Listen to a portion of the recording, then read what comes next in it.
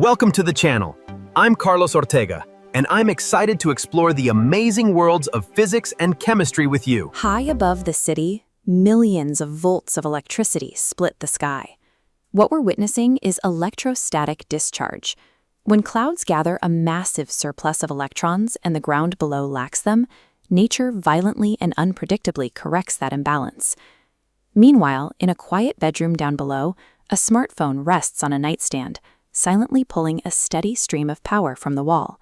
It looks like two completely different phenomena, but the world-shattering lightning bolt and the silent phone charger operate on the exact same scientific principle: electrons moving from one place to another to resolve a difference in charge.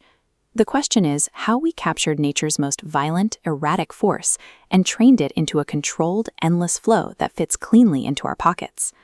Taming that spark required us to build a cage at the microscopic level.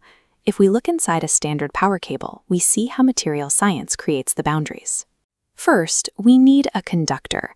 Copper's metallic bonds create a cloud of free-flowing electrons, but these electrons escape easily, so we surround the copper with a plastic insulator. Plastic atoms grip their electrons tightly, creating a rigid, impenetrable barricade. By wrapping a conductor inside an insulator, we engineer a highly controlled highway. We ensure the electrical energy travels exactly where we direct it, rather than arcing wildly into the surrounding environment. While these physical boundaries keep the electrons trapped, they don't tell us how to regulate their speed or power. For that, we needed to uncover the mathematical rules of the current itself.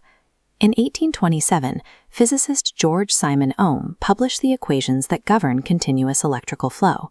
The easiest way to understand Ohm's law is to imagine those flowing electrons as water traveling down a river. This top panel illustrates voltage, the push forcing electrons forward. Panning down, resistance is the physical opposition to flow, like rocks in a riverbed. Finally, current is the actual rate of flow passing a single point every second. Ohm's law mathematically locks these three variables together.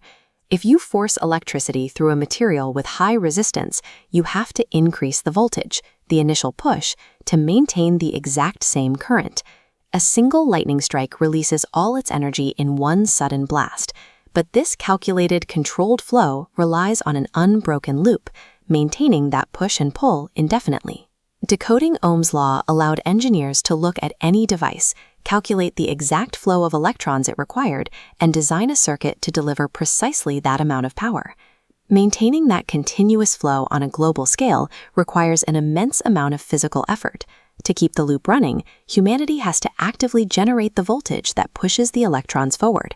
We do this by harvesting kinetic forces from the Earth. We channel high-pressure water, or steam, to physically spin heavy, industrial turbines, converting mechanical motion directly into electrical energy. We dam enormous rivers, forcing the weight of gravity to do the spinning for us on a monumental scale.